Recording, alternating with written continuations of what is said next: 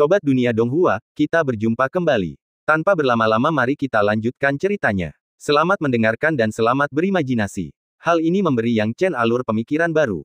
Jika tombak dewa pembantai terus melahap senjata seperti ini, mungkinkah ia melampaui level alat ilahi raja dan mencapai level alat ilahi kaisar?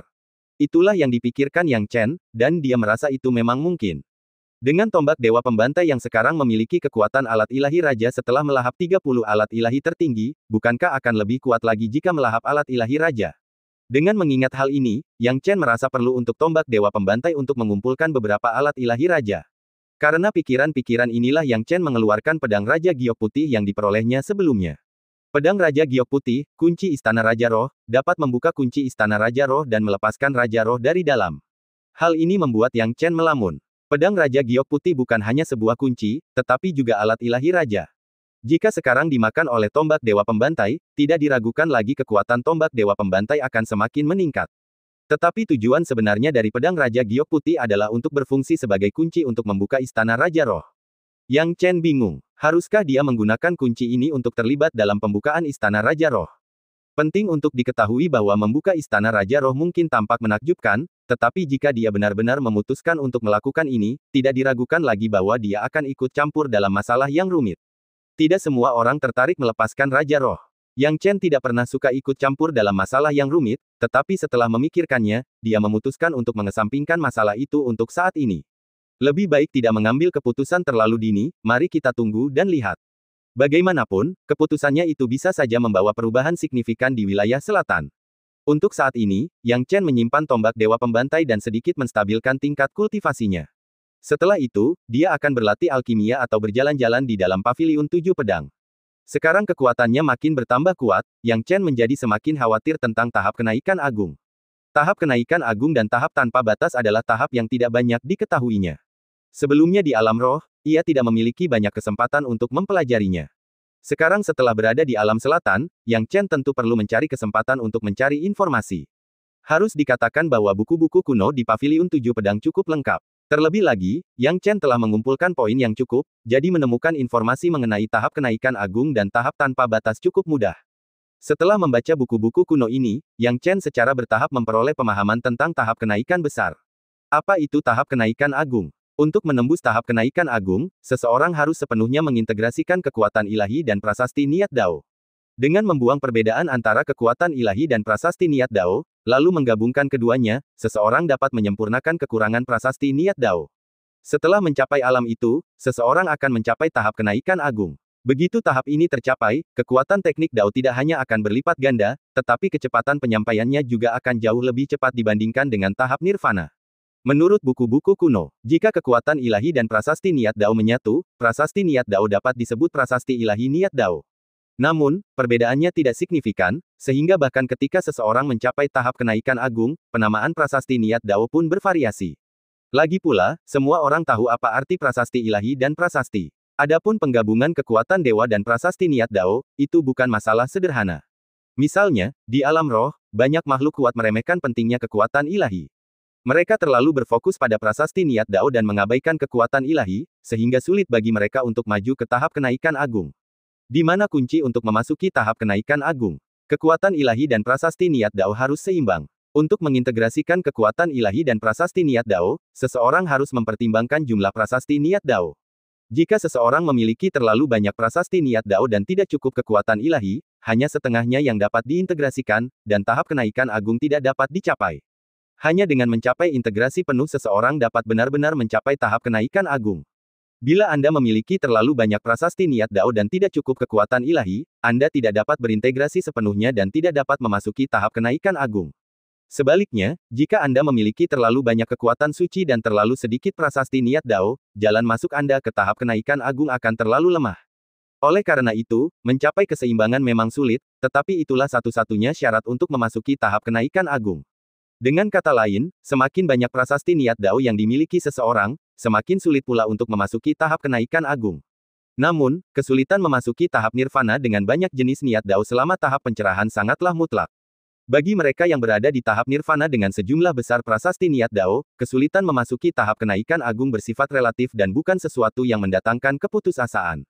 Jadi berbagai kekuatan besar masih fokus pada pengembangan para jenius dengan berbagai prasasti niat Dao. Melihat ini, Yang Chen juga mulai berpikir. Saat ini, kekuatan suci dan prasasti niat Daoku bahkan belum mencapai tingkat penguasa surgawi setengah langkah, apalagi menyatu dengan prasasti niat Daoku sendiri. Yang Chen merasa sedikit khawatir, berpikir bahwa ia perlu mencari cara untuk meningkatkan prasasti niat Daonya sambil memecahkan masalah kekuatan sucinya. Berikutnya, setelah tahap kenaikan agung, tibalah tahap tanpa batas. Tahap tanpa batas dibagi menjadi tahap awal, tengah, dan akhir. Tahap awal tanpa batas sebenarnya tidak jauh berbeda dari tahap kenaikan agung, yang konsisten dengan apa yang telah dipelajari Yang Chen di alam roh sebelumnya.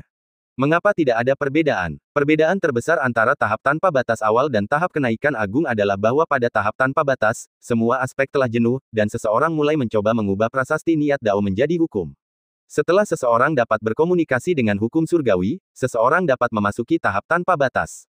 Namun tahap tanpa batas ini sama sekali tidak berguna karena ia hanya dapat berkomunikasi dengan hukum tetapi tidak dapat mengubah prasasti niat Dao menjadi hukum. Jadi dibandingkan dengan tahap kenaikan agung lainnya, para praktisi di tahap awal tanpa batas agak lebih kuat tetapi tidak signifikan. Lompatan kekuatan yang sesungguhnya dimulai di tahap tengah tanpa batas. Pada tahap tanpa batas tengah, praktisi sudah dapat mulai sedikit mengubah prasasti niat Dao menjadi hukum. Pada tahap tanpa batas akhir, mereka dapat mengubah prasasti niat Dao menjadi hukum yang lebih mendalam. Jika semua prasasti niat Dao diubah menjadi kekuatan hukum, seseorang akan melampaui tahap tanpa batas dan mencapai tingkat yang lebih tinggi. Ini adalah rekaman dari panggung tanpa batas. Mengenai hal apapun yang lebih jauh, Paviliun 7 Pedang tidak memiliki banyak informasi, jadi Yang Chen hanya dapat mempelajari tentang aspek-aspek ini. Dengan mengubah semua prasasti niat Dao menjadi kekuatan hukum dan berkomunikasi dengan hukum lebih dalam, seseorang akan melampaui tahap tanpa batas. Makhluk sekuat itu menggunakan kekuatan hukum di setiap gerakan, bahkan melampaui batasan alam.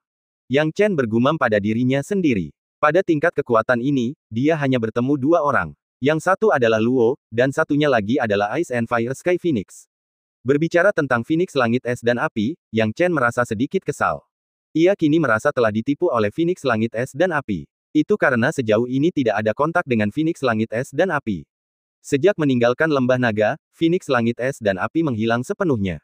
Memikirkan hal ini, Yang Chen hanya bisa menghela napas tak berdaya. Yah, setidaknya aku sendiri tidak menghadapi bahaya apapun. Yang Chen menggelengkan kepalanya, tapi dia sudah mengambil keuntungan yang cukup besar. Setelah itu, dia memiliki pemahaman kasar mengenai tahap kenaikan besar dan berencana untuk mengunjungi gedung Tian Xuan lagi untuk membeli beberapa metode kultivasi untuk mengintegrasikan prasasti niat Dao. Dia yakin bahwa dia tidak dapat langsung mencapai tahap jalan agung sekarang.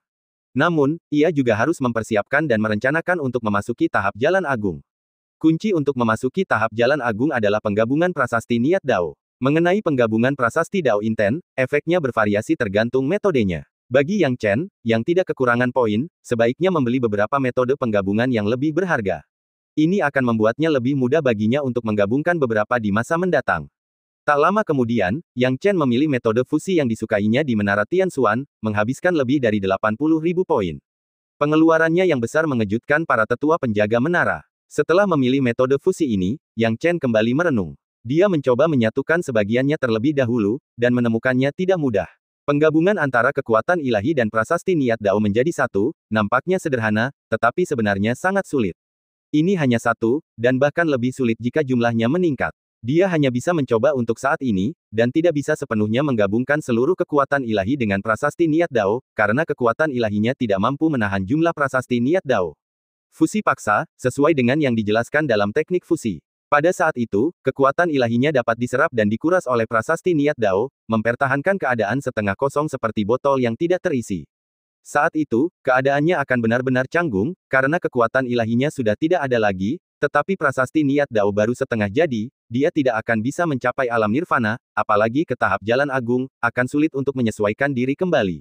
Setelah percobaan awal, Yang Chen menjadi agak familiar dengannya, lalu dia memisahkan prasasti niat Dao dari kekuatan ilahinya lagi, kembali ke keadaan semula. Begitu pula Yang Chen mulai memikirkan berbagai cara. Kekuatan ilahinya saat ini memang terlalu lemah dibandingkan dengan level prasasti niat Dao. Setelah perbandingan singkat tadi, Yang Chen merasa bahwa prasasti niat Dao-nya setidaknya 5 kali lebih kuat daripada kekuatan ilahinya. Konsep macam apa itu? Yang Chen sendiri tak kuasa menahan napas. Dengan kata lain, kekuatan ilahiyahnya mesti tumbuh 5 kali lebih kuat untuk bisa menahan prasasti niat Dao miliknya sendiri. Hal ini juga membuat Yang Chen mulai khawatir. Metode apa yang harus ia gunakan untuk meningkatkan kultivasi alam nirvananya sendiri telah menjadi perhatian utamanya. Setelah berpikir panjang, Yang Chen juga tidak tahu. Formula pil yang ia peroleh sebelumnya memang dapat meningkatkan kultivasi alam nirvana, tetapi ia telah meminumnya, dan efeknya telah mencapai batasnya. Memikirkan hal ini, Yang Chen hanya bisa memilih untuk keluar lagi dan melihat apakah ada keuntungan. Namun, begitu dia keluar, dia bertemu Zhang Jiangkun. Yang Chen dan Zhang Jiangkun memiliki hubungan yang baik, jadi dia memujinya. Zhang Jiangkun dan timnya baru saja kembali dan langsung maju ketika melihat Yang Chen menyapa mereka, membangkitkan rasa iri banyak orang. Saudara Zhang, sepertinya kamu baru saja menyelesaikan tugasmu dan kembali, kan? Kata Yang Chen sambil tersenyum. Zhang Jiangkun berkata sambil memberi hormat, berkat 2 pil dao tak terbatas yang kau berikan, niat daoku telah meningkat lebih dari 1000. Kekuatan tempurku telah melonjak, sesuatu yang tak pernah kubayangkan sebelumnya. Sekarang aku bisa pergi ke laut percobaan setelah misi ini. Maukah kau pergi, saudara Yang Chen? Saya tidak kekurangan poin untuk saat ini, jadi saya tidak akan pergi, kata Yang Chen. Saudara Yang Chen, menurutmu apakah tujuan utama menantang laut ujian adalah poin? Tanya Zhang Jiangkun penasaran. Lalu apa tujuannya? Tanya Yang Chen bingung. Zhang Jiangkun menjelaskan secara rinci, laut percobaan hanya bisa memberikan poin terbatas. Bahkan jika kamu lulus semua ujian, kamu hanya bisa mendapatkan beberapa ratus ribu poin maksimal. Setiap orang menantang laut percobaan karena alasan yang berbeda. Bagaimana itu? Yang Chen benar-benar tidak tahu. Meskipun sekarang dia mengerti banyak hal tentang Paviliun 7 Pedang, pengetahuannya masih kurang dibandingkan dengan murid lama seperti Zhang Jiangkun. Zhang Jiangkun, yang tidak punya alasan untuk menyembunyikan apapun dari Yang Chen, berkata dengan jujur, menantang laut ujian sangat berkaitan dengan distribusi masa depan untuk memasuki tahap Jalan Agung. Yang Chen tiba-tiba menyadari, jadi begitulah adanya. Ya, para murid Paviliun 7 Pedang, setelah memasuki tahap Jalan Agung, akan meninggalkan Paviliun 7 Pedang dan ditempatkan di istana lain. Namun, penempatan yang diberikan berbeda untuk setiap orang yang telah mencapai tahap Jalan Agung. Maka itu tergantung pada kinerja di laut ujian. Jika kinerja jenius ini di laut ujian tidak baik, maka kemungkinan besar ia akan ditempatkan di lokasi yang lebih rendah dan tidak akan lagi menikmati perlakuan seorang jenius. Sebelumnya, ada kasus di mana murid-murid Paviliun 7 Pedang memasuki tahap Jalan Agung dan akhirnya bernasib lebih buruk daripada para jenius dari paviliun lain. Zhang Jiangkun pun mengungkapkan penyesalannya, sekarang kekuatanku telah meningkat berkali-kali lipat dan aku berencana untuk memasuki tahap Jalan Agung. Aku harus menantang lautan ujian. Terakhir kali aku terjebak di gelombang ke-8, tapi aku yakin akan berhasil kali ini. Mendengar ini, Yang Chen juga menjadi tertarik, begitulah adanya, karena memang begitu, saya penasaran untuk melihatnya. Haha, aku akan sangat senang jika kau bersedia menemaniku. Zhang Jiangkun tentu saja sangat senang dan berangkat menuju laut ujian bersama Yang Chen. Saat mereka tiba, area laut percobaan dipenuhi orang. Akan tetapi, saat Yang Chen tiba, banyak orang memberi jalan kepadanya, sikap hormat dan ekspresi mereka jelas terlihat. Bagaimanapun, penampilan Yang Chen sebelumnya telah memikat semua orang. Semua orang, mengingat kekuatan Yang Chen, merasakan hawa dingin menjalar di tulang punggung mereka. Tepat saat itu, Zhao Yuanhong, yang sebelumnya dikalahkan oleh Yang Chen, juga menunggu di gerbang depan laut ujian. Begitu keduanya bertemu, dapat diprediksi akan ada percikan kebencian yang hebat. Sebaiknya mereka, para penonton, menjauh sebisa mungkin. Yang Chen, senang sekali bisa ikut denganmu. Waktu aku menantang laut percobaan sebelumnya, jangan bilang berapa banyak waktu yang terbuang. Aku harus menunggu beberapa hari, tapi sekarang kau di sini, haha, dan aku tidak perlu menunggu lagi. Zhang Jiangkun tertawa. Yang Chen mengangguk, tetapi dia segera tertarik oleh sepasang mata yang bermusuhan. Ketika dia berbalik, dia melihat Zhao Yuanhong yang pernah bertarung dengannya sebelumnya. Kebencian Zhao Yuanhong begitu kuat. Ia menatap Yang Chen dan berkata dengan suara rendah, "Saudara Mo, kau harus bersikap adil padaku." Begitu Yang Chen tiba, dia telah mengalahkanmu. Di sebelah Zhao Yuanhong ada seorang pria kekar. Keberadaan pria inilah yang menyebabkan banyak orang di sekitarnya merasa khawatir. Orang ini tak lain adalah Mo Qianwu, salah satu murid senior Sanctuary. Ia memang salah satu anggota tertua di kelompoknya. Melihat laki-laki ini, Zhang Jiangkun pun mundur ketakutan dan berkata, ini Mo Qianwu. Mo Qianwu dan Zhao Yuanhong sedang bersama. Mungkinkah rumor itu benar? Rumor apa? Yang Chen bingung. Rumor yang beredar mengatakan bahwa Zhao Yuanhong adalah pengikut Mo Qianwu, anggota faksi Mo Qianwu. Saya selalu berpikir itu salah, lagi pula, Zhao Yuanhong adalah orang yang sangat sombong, saya tidak menyangka itu benar. Mendengar ini, Zhang Jiangkun pun ikut khawatir, saudara Yang Chen, jika Zhao Yuanhong memang berpihak pada Mo Qianwu, dia pasti menyimpan dendam padamu. Zhao Yuanhong memang bukan tandinganmu, tetapi jika Mo Qianwu turun tangan untuk mendukungnya, aku khawatir mereka akan menyusahkanmu. Yang Chen teringat kembali saat Zhang Jiangkun menyebutkan Mo Qianwu ini kepadanya sebelumnya. Mo Qianwu merupakan salah satu kelompok murid tertua di seluruh Paviliun Tujuh Pedang, dengan cukup banyak tahun yang dihabiskan di sana, ia tidak dapat dibandingkan dengan Zhao Yuanhong, yang baru berada di sana selama beberapa dekade. Karena itu, kemampuan tempur Mo Qianwu hanya membuat orang semakin putus asa. Meskipun ada banyak orang yang lebih berbakat daripada Mo Qianwu, tidak seorang pun berani memprovokasinya, karena ia hampir dianggap sebagai kekuatan yang tak terkalahkan dalam Paviliun Tujuh Pedang. Harus dikatakan bahwa Zhang Jiangkun benar sekali. Mendengar Zhao Yuanhong berbicara, Mo Qianwu tersenyum dingin dan acuh tak acuh. Ia berjalan lurus ke arah Yang Chen. Yang Chen, nada dan suara Mo Qianwu terdengar santai.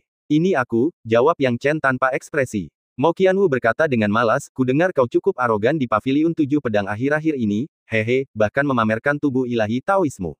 Setelah lautan ujian berakhir, haruskah kita saling membandingkan kemampuan kita? Saat kata-kata itu terucap, diskusi di sekitarnya segera dimulai. Ini menjadi menarik. Haha, setelah Zhao Yuanhong diganggu, Mo Qianwu mulai membelanya. Kekuatan Mo Qianwu sungguh luar biasa, konon ia telah mencapai 12.000 prasasti niat Dao.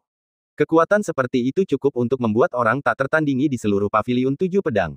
Sepertinya hanya segelintir murid yang menolak untuk menerobos yang memiliki lebih banyak prasasti niat Dao daripada Mo Qianwu. Konon, yang tertinggi sudah mencapai lebih dari 16.000. Para murid yang tidak lagi bertanya tentang dunia Paviliun Tujuh Pedang tidak akan muncul. Pada dasarnya, Mo Qianwu bisa dianggap yang paling kuat di antara banyak murid. Yang Chen memang tangguh, dan memiliki tubuh ilahi Taois cukup luar biasa, tetapi peluangnya untuk menang melawan Mo Qianwu mungkin tidak tinggi. Mendengar provokasi Mo Qianwu, Yang Chen menyipitkan matanya. Dia jelas tidak bisa menolak tantangan ini, atau Mo Qianwu akan terus-menerus mengganggu dan menggunakan ini untuk menyerangnya, menempatkannya dalam situasi yang sangat memalukan. Dengan pemikiran itu, Yang Chen tidak membuang kata-kata lagi, dan menjawab tanpa ekspresi, baiklah, karena saudara Mo sangat tertarik, aku akan menemanimu sampai akhir. Mo Qianwu tertawa terbahak-bahak, kau benar-benar berani setuju. Baiklah, aku akan menunggumu. Aku hanya berharap setelah lautan ujian ini berakhir, kau masih bisa mempertahankan keberanian ini. Yang Chen mengangkat bahu dan tidak mau menanggapi lebih jauh. Baginya, tindakan berbicara lebih keras daripada kata-kata. Zhang Jiangkun bertanya dengan cemas, Yang Chen, apakah kamu yakin bisa menghadapi Mo Qianwu? Kekuatannya sungguh mengerikan. Jangan khawatir. Yang Chen menyeringai. Jika sebelumnya, Zhang Jiangkun pasti tidak akan optimis dengan peluang Yang Chen, tetapi setelah insiden terakhir kali, dia menjadi jauh lebih percaya pada Yang Chen. Dia tahu bahwa Yang Chen memiliki kemungkinan yang tak terbatas. Menilai Yang Chen berdasarkan pikirannya sendiri tidak akan berhasil. Mengapa orang di dalam belum keluar? Tanya Mo Qianwu dingin. Ekspresi Zhao Yuanhong berubah dingin, pecundang yang sudah berada di lautan ujian selama lebih dari 2 jam dan masih di lantai 5. Begitu dia keluar, aku harus memberinya pelajaran. Orang di dalam lautan ujian akhirnya keluar setelah tidak lama. Begitu dia keluar, Zhao Yuanhong dengan marah berkata, sampah, cepatlah pergi, kau menunda kesempatanku untuk menantang lautan ujian. Pemuda yang awalnya menempati lautan ujian tidak berani memprovokasi Zhao Yuanhong. Mendengar kata-kata Zhao Yuanhong, ia segera mundur, takut memprovokasi bintang malapetaka ini. Setelah mengusir orang ini, Zhao Yuanhong memasuki lautan ujian, siap memamerkan keahliannya. Konon, Zhao Yuanhong mencapai gelombang ke-8 terakhir kali dan berhenti di gelombang ke-9. Aku penasaran, apakah dia bisa mencapai gelombang ke-9 kali ini? Akan cukup sulit. Jika dia mencapai gelombang ke-9, Zhao Yuanhong pasti akan mendapatkan lebih banyak perhatian di Paviliun Tujuh Pedang. Hehe, karena Zhao Yuanhong kalah dari Yang Chen terakhir kali, dia mungkin ingin mendapatkan kembali sedikit mukanya kali ini. Zhao Yuanhong memang ingin menebus dirinya, kekuatannya telah tumbuh sedikit sejak pertempuran terakhirnya dengan Yang Chen. Namun, dia tidak berani melawan Yang Chen. Dia tidak harus menghadapi Yang Chen di lautan ujian ini, dan dia berharap bisa mendapatkan kembali harga dirinya melalui hal itu. Yang Chen tampaknya tidak berpartisipasi dalam lautan ujian, jadi hasil pihak lain mungkin tidak lebih baik darinya. Zhao Yuanhong segera memasuki lautan ujian. Di depan arai teleportasi pintu masuk, terdapat sebuah prasasti.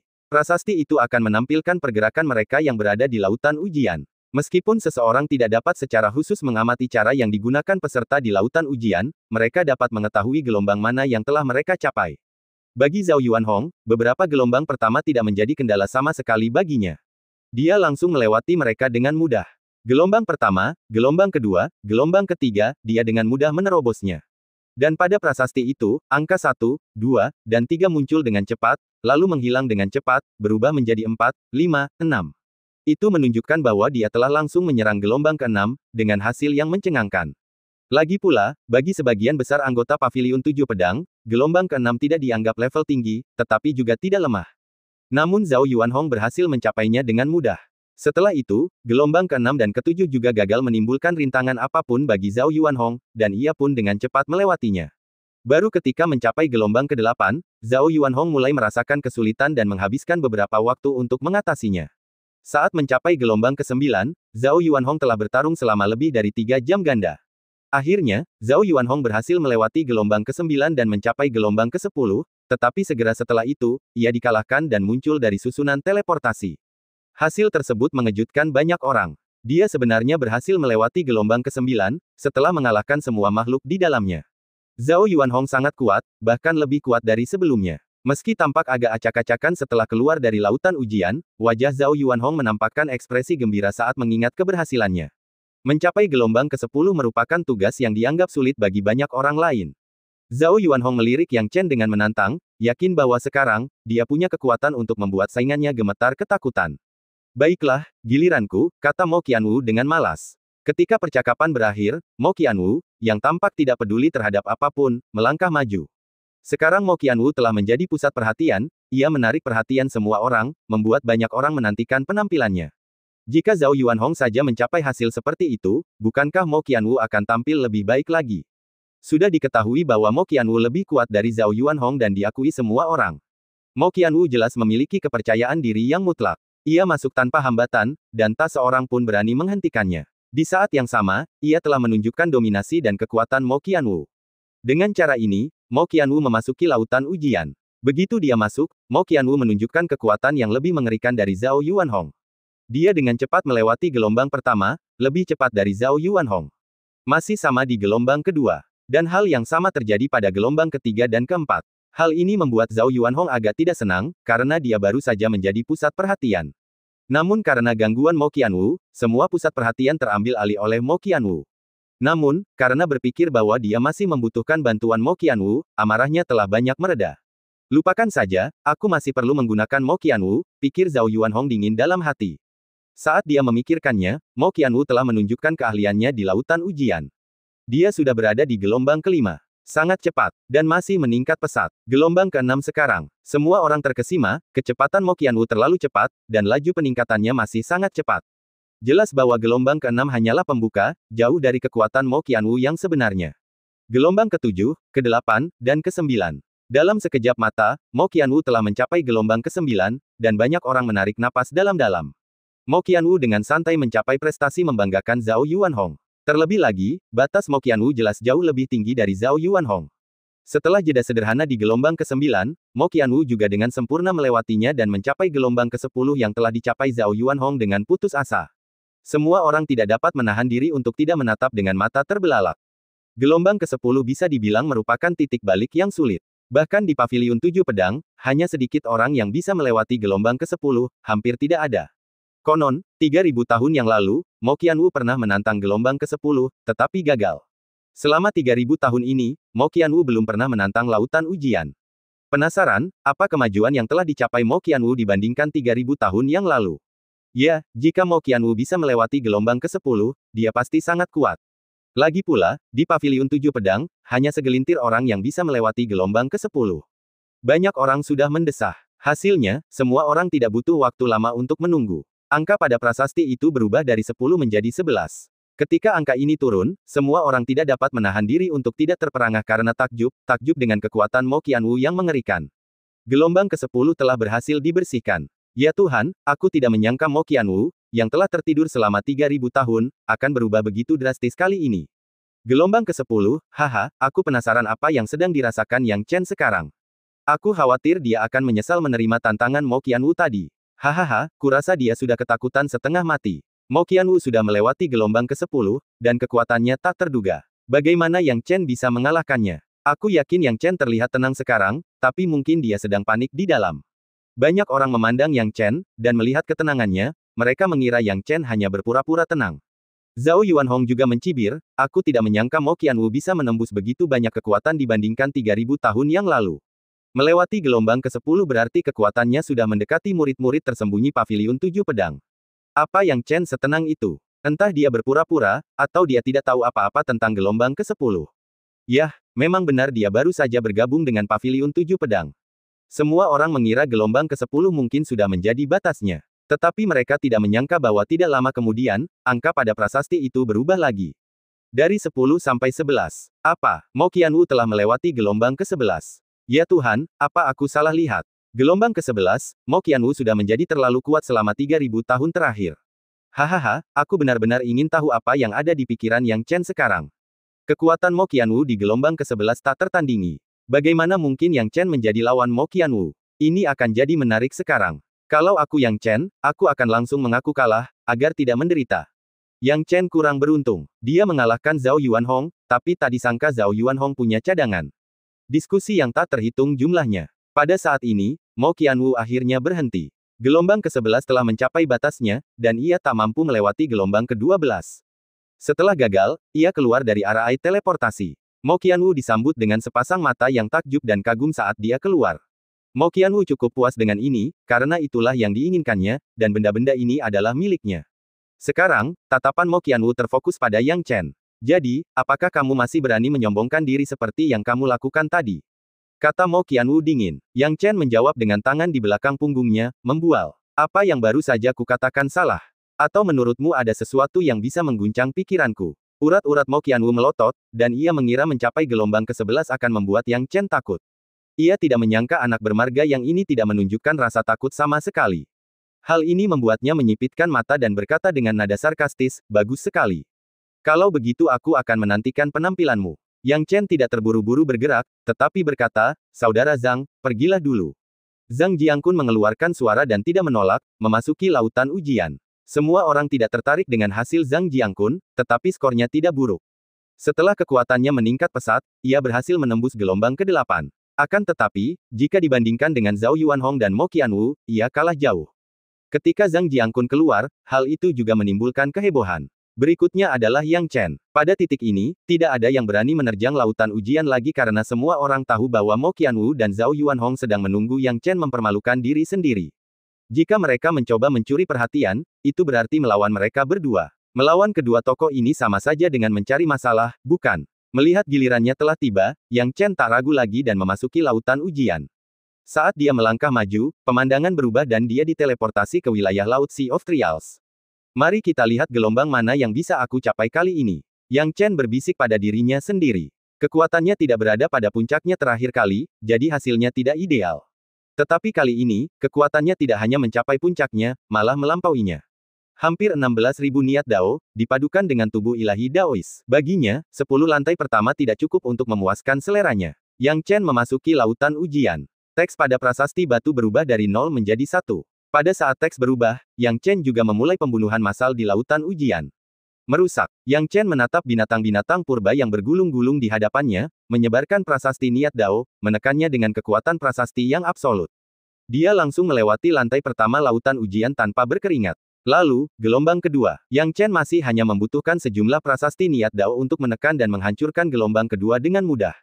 Setelah itu, gelombang ketiga, gelombang keempat, gelombang kelima. Bagi Mo Qianwu dan Zhao Yuanhong, 5 gelombang pertama tidak berarti apa-apa, tetapi bagi Yang Chen, hal yang sama dapat dikatakan. Terlebih lagi, batasan Yang Chen jelas tidak hanya ini. Dia terus bangkit. Angka pada prasasti itu berubah dari 5 menjadi 6, lalu dari 6 menjadi 7, lalu 8 dan 9. Ketika jumlahnya mencapai 9, banyak orang sudah tidak dapat tetap tenang. Angka 9 mewakili apa yang dipertaruhkan, menunjukkan bahwa Yang Chen telah melewati gelombang ke-9. Terlebih lagi, bahkan pada level ini, Yang Chen mempertahankan kecepatan yang luar biasa, yang menunjukkan bahwa Yang Chen masih tampak nyaman di level saat ini. Fakta ini sulit diterima orang. Dia sudah berada di gelombang ke-9, dan dia selamat dari serangan binatang purba dari gelombang ke-9. Seberapa kuat dia? Tidak aneh, kan? Kekuatan Yang Chen lebih dahsyat daripada Zhao Yuanhong. Jika Zhao Yuanhong bisa mencapai gelombang ke-10, seharusnya tidak aneh jika Yang Chen mencapai gelombang ke-9. Namun, saya merasa Yang Chen terlalu impulsif. Dia jelas punya kekuatan, tetapi bersikeras mempercepat prosesnya. Dia melaju begitu cepat hingga mencapai gelombang ke-9, yang menunjukkan bahwa dia terlalu bernafsu untuk membuktikan diri. Pendekatan ini hanya akan menguras kekuatan tempurnya dan membuatnya mustahil untuk mengerahkan kekuatan sejatinya ketika mencapai level krusial. Saya juga berpikir begitu. Yang Chen bergerak terlalu cepat, begitu cepatnya sehingga seolah-olah dia sengaja mencoba membuktikan dirinya. Zhang Jiangkun mengkhawatirkan Yang Chen. Zhao Yuanhong dan Mo Qianwu awalnya terkejut, tetapi mereka segera menerimanya. Setelah mempertimbangkan pendapat orang lain, mereka mencibir sejenak. Terlalu bersemangat untuk membuktikan diri, ya. Seperti pendatang baru yang baru bergabung dengan Paviliun 7 Pedang. Mo Qianwu mencibir, Zhao Yuanhong, dia mungkin akan mendapat masalah di gelombang ke-10 dan mungkin lebih parah darimu. Zhao Yuanhong hendak berbicara, tetapi teks di prasasti batu itu tiba-tiba memberitahu mereka bahwa pikiran mereka salah. Dia telah melewati gelombang ke-10.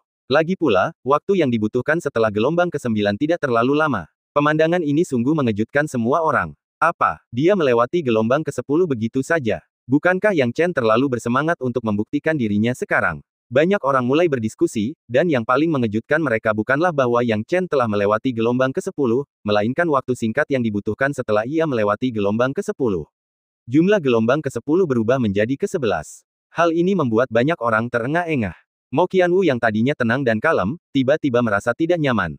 Awalnya dia yakin bahwa, sekuat apapun Yang Chen, dia tidak mungkin bisa melampaui prestasinya sendiri.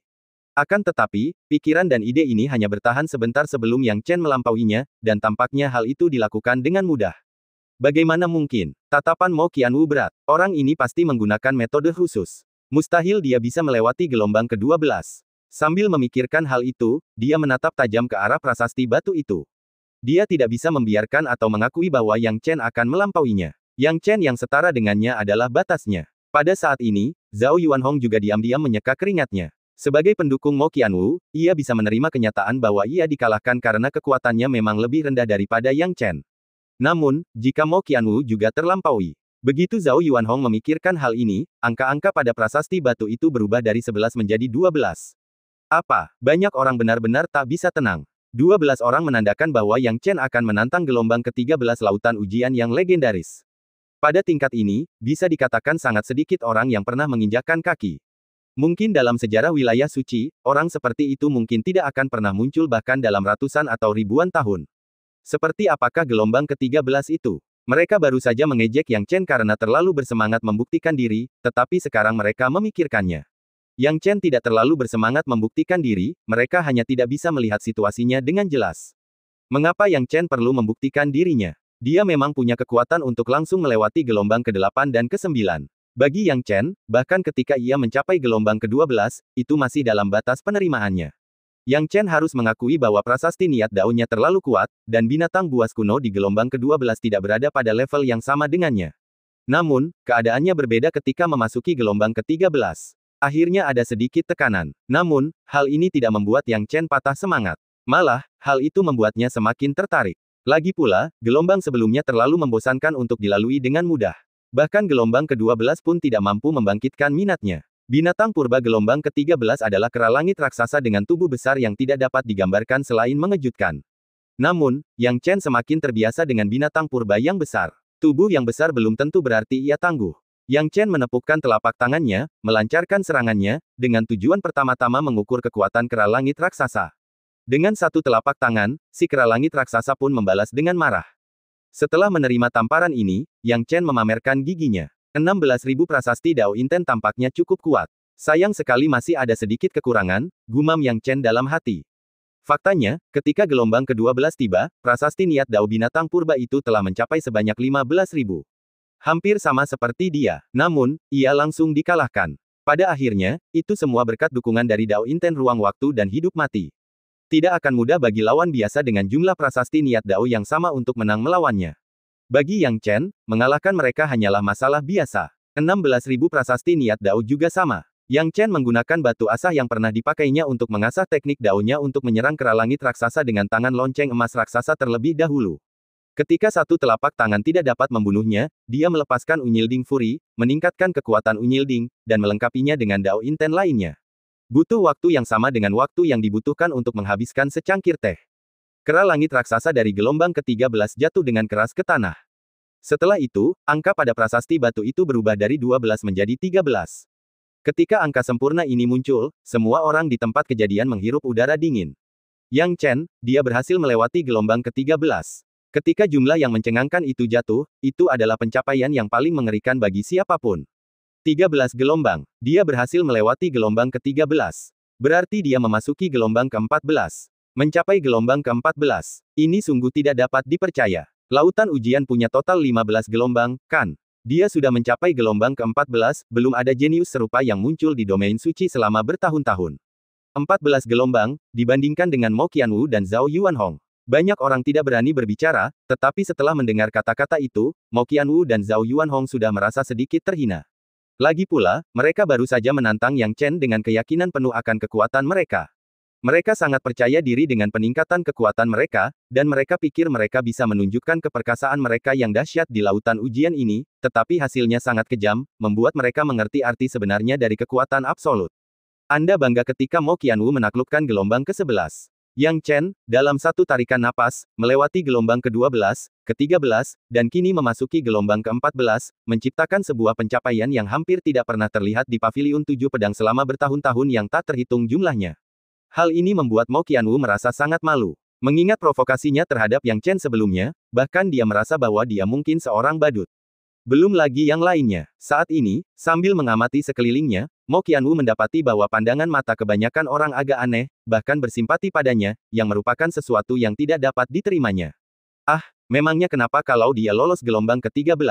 Pasti ada cara khusus. Aku rasa dia juga tidak bisa lolos gelombang ke-14. Geram Mo Qianwu pelan. Saat ini tubuh Zhao Yuanhong sudah benar-benar lemah karena ketakutan. Dia tahu jarak antara dirinya dan Yang Chen kini tak terelakkan. Seharusnya tidak seperti ini. Meskipun Yang Chen sangat kuat saat terakhir kali mereka bertanding, seharusnya dia tidak sebegitu kuatnya. Kalau tidak, dia tidak akan berani memprovokasinya dengan begitu berani. Tapi sekarang, Yang Chen tampak lebih kuat dari terakhir kali. Pada saat yang sama, semakin banyak diskusi muncul dari daerah sekitar. Pencapaian ini, 13 gelombang, harus segera kita laporkan kepada para tetua.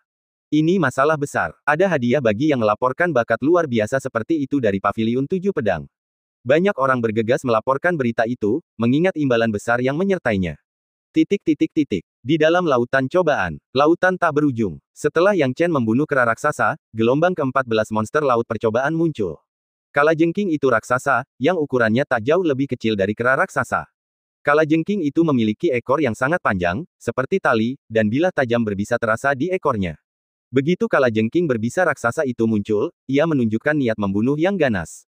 Ia membentangkan cakarnya yang besar dan segera menyerang Yang Chen. Seperti biasa, tubuh Yang Chen diselimuti aura dao keemasan, lalu seberkas cahaya keemasan muncul langsung di sekujur tubuhnya. Yang Chen dengan kuat mencubit segel tangan itu, dan prasasti niat dao membentuk sebuah pola, menghantamnya dengan telapak tangan. Tangan lonceng emas raksasa. Dentang. Suara bel yang keras bergema terus-menerus, dan dengan telapak tangan itu, Yang Chen berhasil mengenai tubuh kalajengking raksasa itu. Namun, pukulan itu tidak langsung menghancurkan kalajengking raksasa itu. Sebaliknya, ia menjadi semakin ganas dan ganas, seolah-olah sedang marah. Ekornya yang panjang mencambuk Yang Chen. Yang Chen merasakan serangan kalajengking raksasa itu dan tertawa terbahak-bahak, hahaha, lebih dari 18.000 level niat dao. Lumayan, cukup menarik. Justru karena tingkat prasasti Dao Inten inilah Yang Chen merasa tertekan. Jika tidak, tingkat-tingkat sebelumnya tidak akan menjadi tantangan baginya. Sekarang, saat ekor kalajengking raksasa itu menyerang dengan ganas, Yang Chen pun memperlihatkan tekniknya sendiri. Transformasi petir 3, bentuk pertahanan.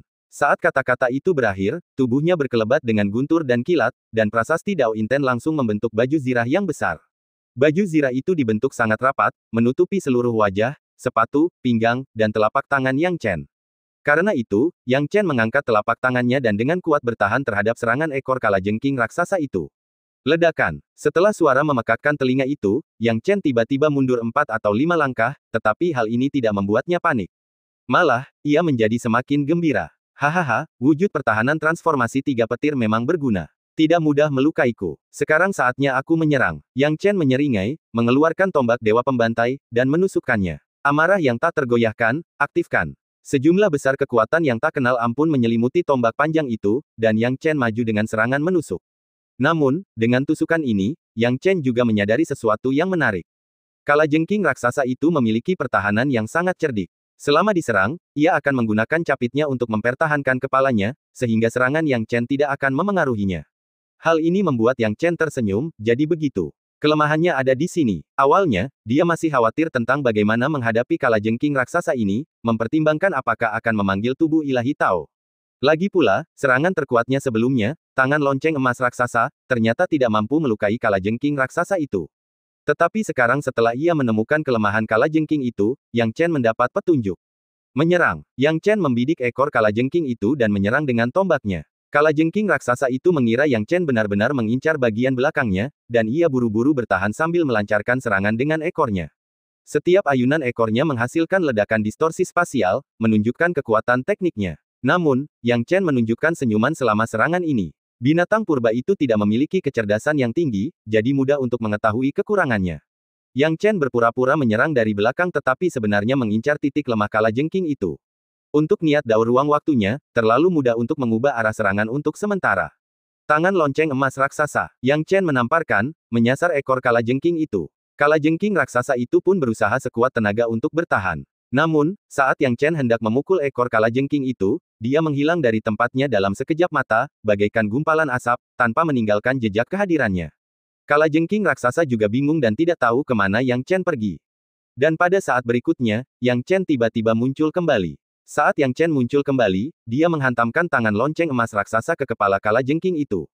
Dalam sekejap, tubuh kalajengking raksasa itu tampak runtuh, hancur selapis demi selapis, dan dalam sekejap, tubuh itu dilenyapkan sepenuhnya oleh Yang Chen.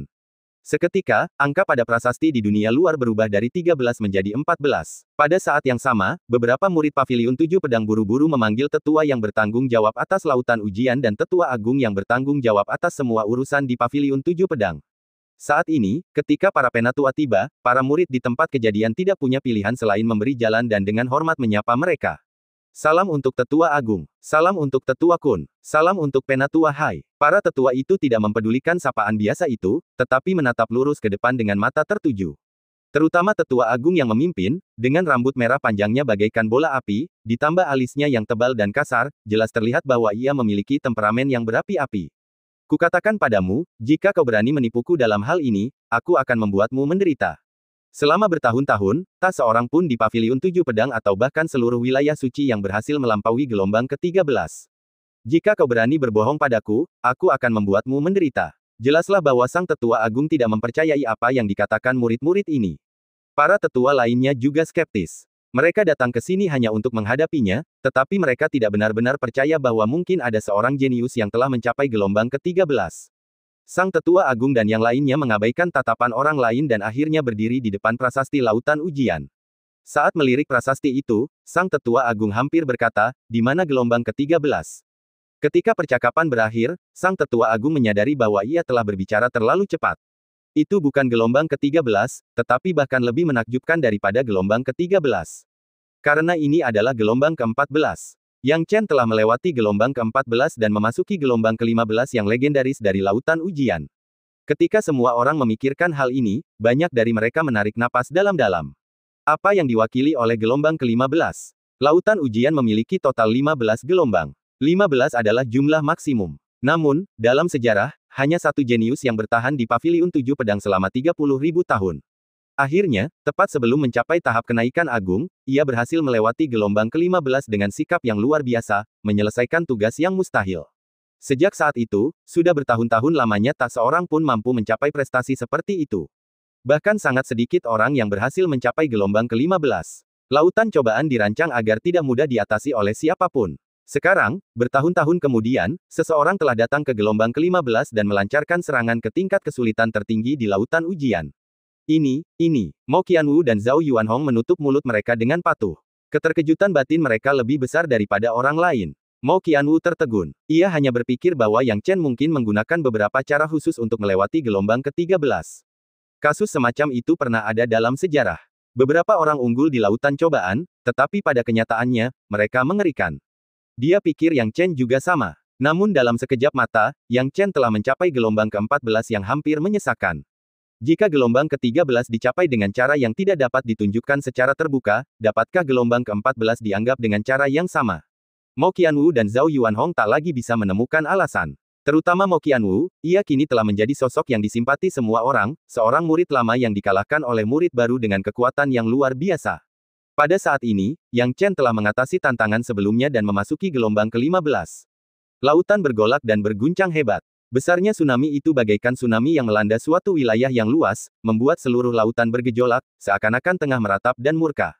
Kemudian, di kedalaman laut, seekor cumi-cumi raksasa muncul di depan mata Yang Chen, menghasilkan bayangan seolah-olah menutupi langit dan matahari. Matanya berukuran ratusan zang, bahkan ukuran besar dari saudara beruang hitam gunung hitam pun tak dapat menandingi salah satu matanya. Penampakan cumi-cumi ini, dalam sekejap langit yang awalnya cerah, tiba-tiba berubah gelap oleh awan, dan dipenuhi guntur dan kilat. Kita bisa melihat betapa mengerikannya cumi-cumi ini. Apa ini? Yang Chen menarik napas dalam-dalam dan dengan tulus merasakan ketakutan yang mendalam di hatinya saat menatap cumi-cumi itu. Ia benar-benar tertekan oleh aura mengerikan dari binatang purba yang mirip cumi-cumi ini.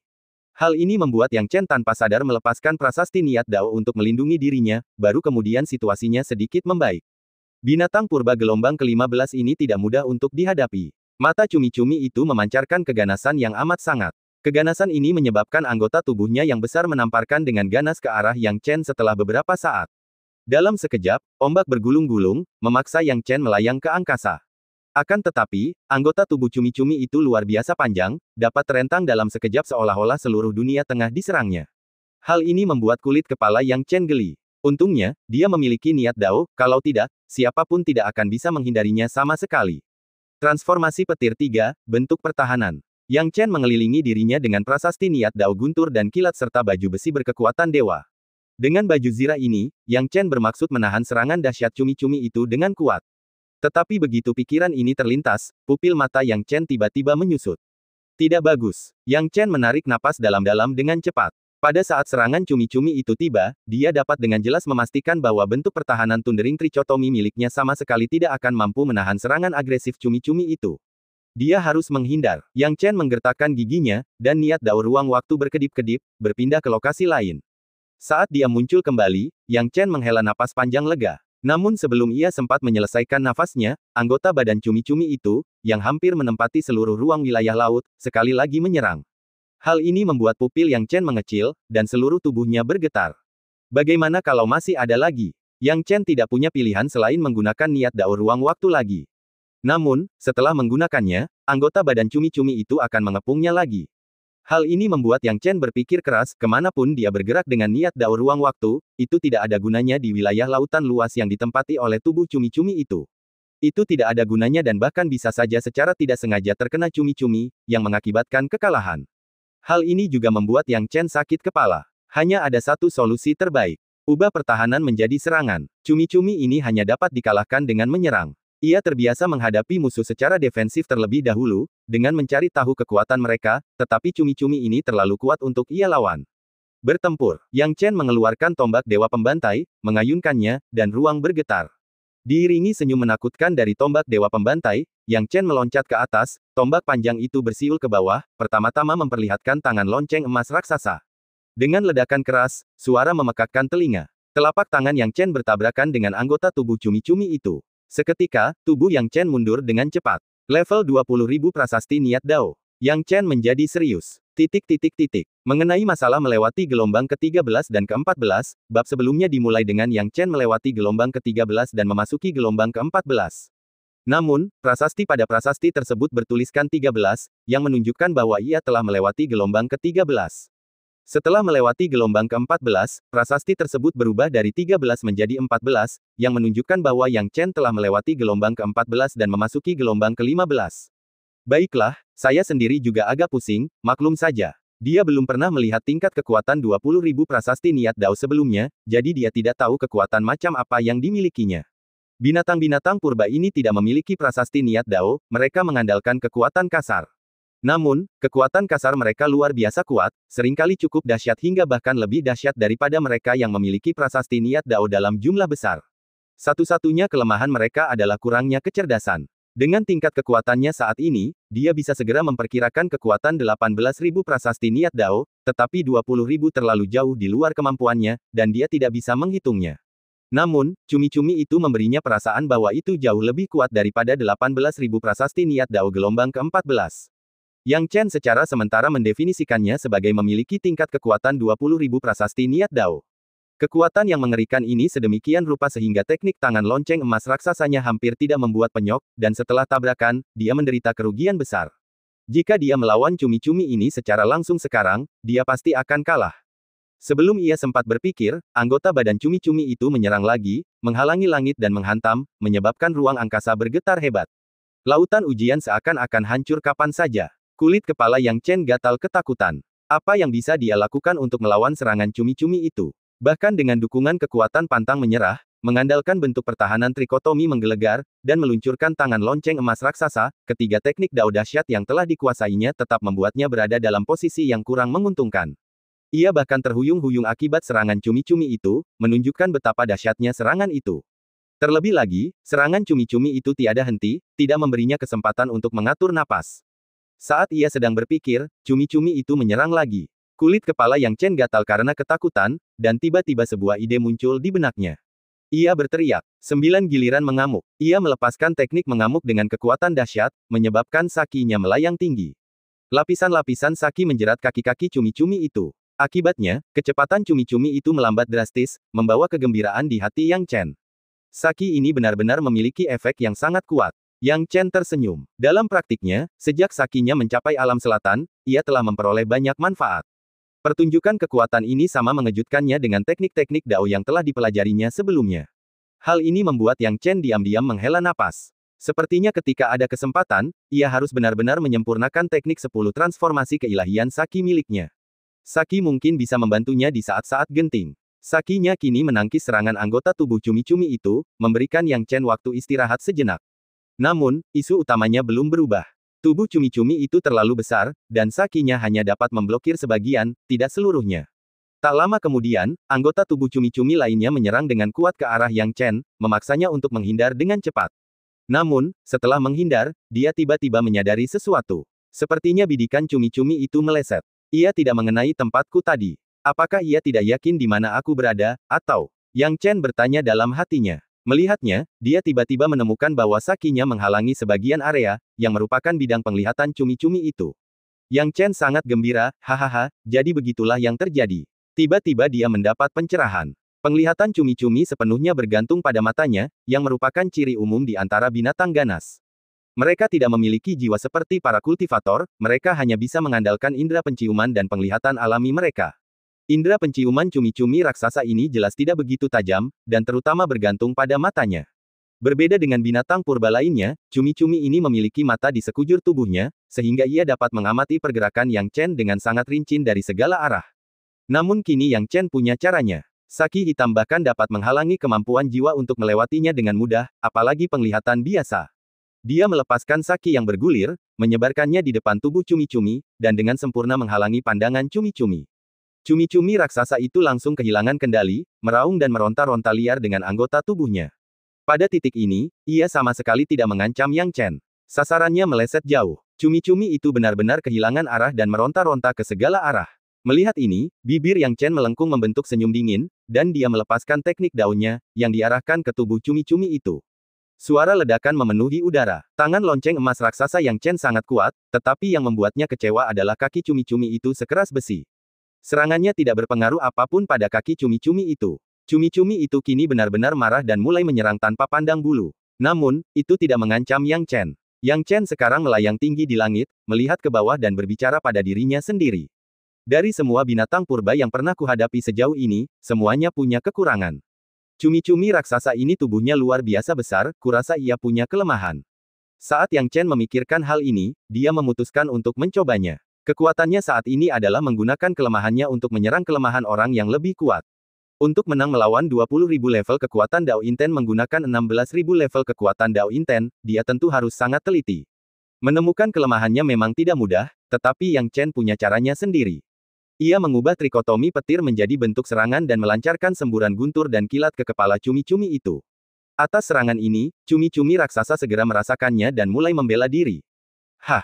Mata! Yang Chen mengamati dengan saksama. Cumi-cumi itu sangat memperhatikan matanya, yang menunjukkan bahwa ia sangat peduli dengan matanya. Apakah mata kelemahannya? Yang Chen memperhatikan dengan pengamatannya yang tajam. Dia tertawa terbahak-bahak setelah menemukan petunjuk. Sekarang, dia terus menggunakan saki untuk menghalangi mata cumi-cumi itu dengan sempurna, lalu mengumpulkan kekuatan pantang menyerah dan tangan lonceng emas raksasa, bersama dengan kekuatan hidup dan mati. Yang Chen tiba-tiba menamparnya. Saat dia melakukannya, cumi-cumi itu bereaksi, dengan anggota tubuhnya yang cepat membela diri. Namun, Dao Inten ruang waktu Yang Chen tidak diam saja. Dalam sekejap, ia muncul tepat di depan mata cumi-cumi itu. Ledakan. Dengan satu tamparan, raungan cumi-cumi itu mengguncang langit, dan salah satu matanya dihancurkan oleh Yang Chen di tempat. Dengan satu matanya hancur, cumi-cumi itu mengamuk, memutar tubuhnya dan menyerang Yang Chen dengan ganas. Namun, Yang Chen mengabaikannya. Semakin gila cumi-cumi itu, semakin baik. Ia menunggu saat yang tepat dan menyerang cumi-cumi itu lagi. Namun, cumi-cumi itu menjadi lebih pintar. Anggota tubuhnya melilit tubuhnya, menyembunyikan kepalanya jauh di bawah anggota tubuhnya dan melindungi lebih dari separuh matanya. Kau pikir melindungi matamu semudah itu? Bibir Yang Chen melengkung. Seketika, dia mengeluarkan kartu asnya, tubuh ilahi Taois. Dan cerita pun berakhir, nantikan cerita selanjutnya. Terima kasih telah mendengar.